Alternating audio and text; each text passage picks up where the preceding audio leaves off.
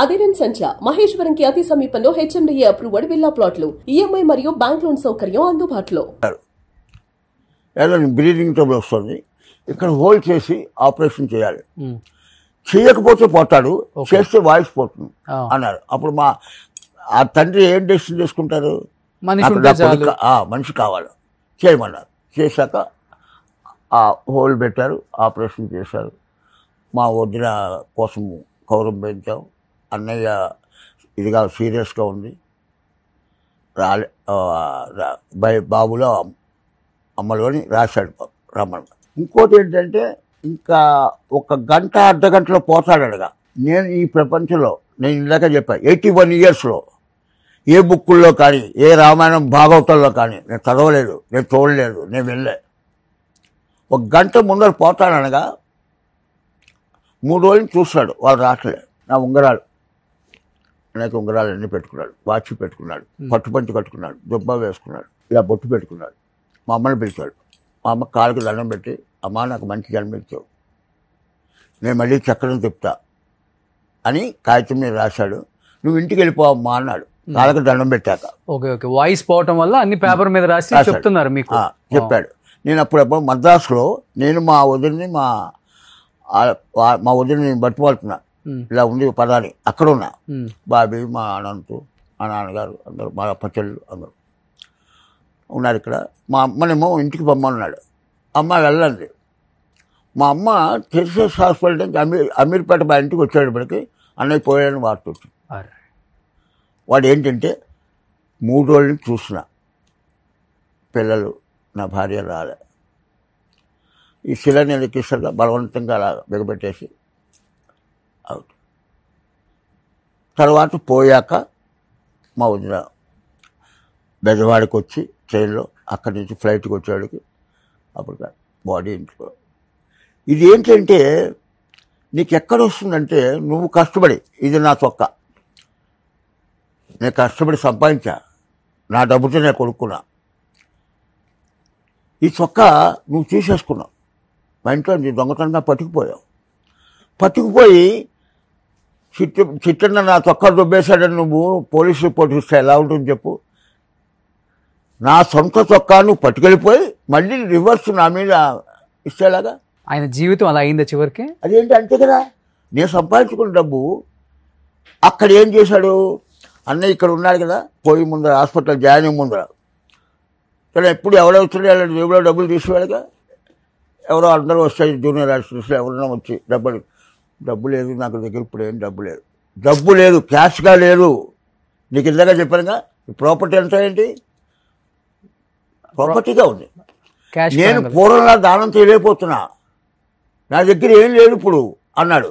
ఇది ఏంటి పేపర్లోను టీవీల్లోనూ ఏమైపోయింది, రాజబాబు పోయేటప్పుడు ఏం లేదు. సొంత మనుషులు, తన చుట్టూ తిరిగే మనుషులు కూడా జర్నలిస్టులు రాశారు. సొంత ఇల్లు ఇక్కడ అమీర్పేటలో మా అమ్మ నాన్నగారి కోసం ఉన్నాడు, ఆ ఇంట్లోనే కదా అన్నీ జరిగాయి. ఇవన్నీ ఏంటంటే మనం పోయాక అన్నయ్యతోటి, అన్నయ్య ఎదుగుండా ఉంటే ఇలా ఉండే మనిషి పోయాక అన్నయ్య లేడుగా. రాజబాబు నాకు, నేను వాడు ఒరే ఫ్రెండ్స్, నేను వాడు ఇద్దరు మంచం మీద ఒకే మంచం పడుకుని ఒకే కంటంలో తిన్నాం అంటాడు. అది చెప్తారు, కానీ అప్పుడు నేను ఉన్నాను, ఇంకా నేను బతుకున్నానో నాకు తెలియదు. నువ్వు అన్నావు కదా, నేను మళ్ళీ అన్నాను అనుకో, మళ్ళీ నువ్వు ఒక ఛానల్లో ఇచ్చావు, నేను ఒక ఛానల్ ఇచ్చావు, అవసరమా? వద్దు.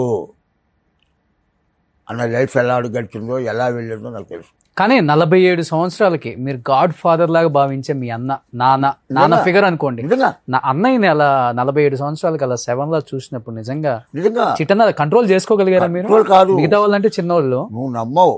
నేను మా వదిలిని బట్మాన్తో ఇక్కడ పోయాక ఇక్కడికి వచ్చా. మా కజిన్ బ్రదరు ఆ డెడ్ బాడీ దగ్గర, మా పెద్దమ్మ కొడుకు, వాళ్ళిద్దరు ఒకే ఏడాది డిఫరెన్స్, ఓన్ బ్రదర్స్లో కూడా. ఆ బాడీ దగ్గరికి వెళ్ళడానికి జనం. ఒకరోజు ఇప్పుడు ఉన్నారు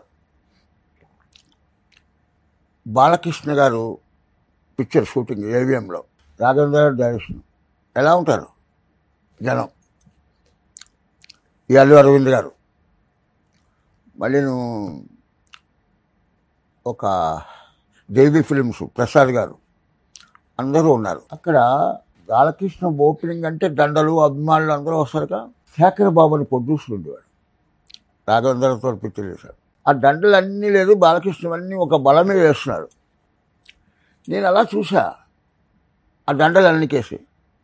శేఖర్ బాబు అన్నాడు, ఎరా చిట్టిబాబు మనకి ఎప్పుడు వేస్తారు దండలు అని ఆలోచిస్తున్నాడు. చిచి ఈ దండలా?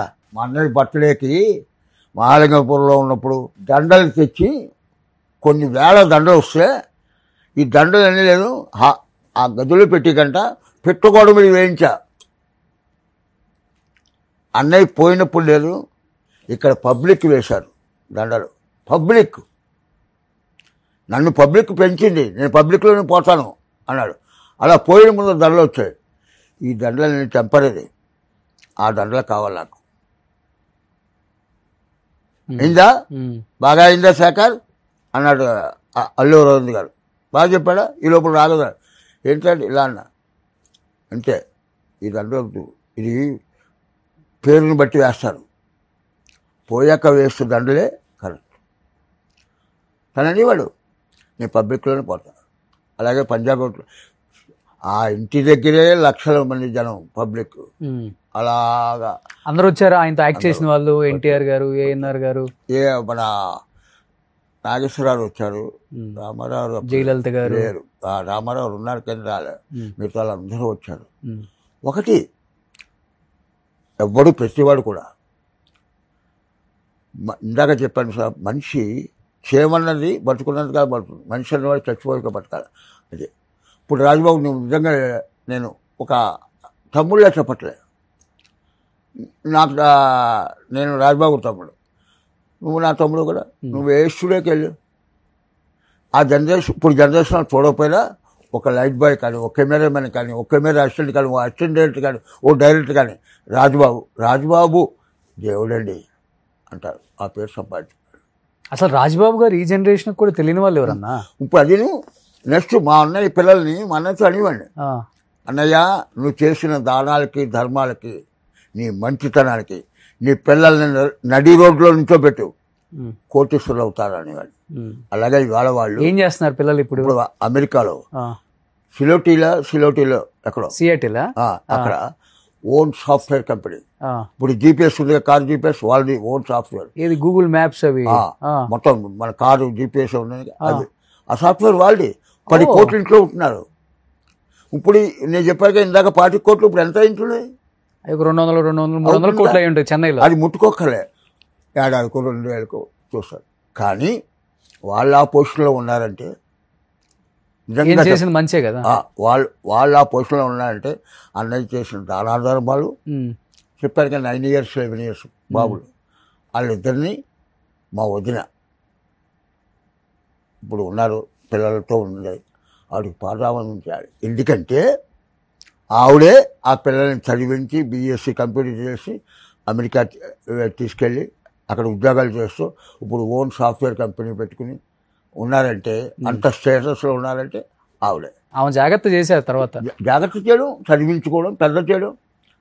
ఆ వయసులో తండ్రి లేకుండా నేను అనుకుంటా చాలా చిన్న ఏజ్, 47 అండ్ నథింగ్.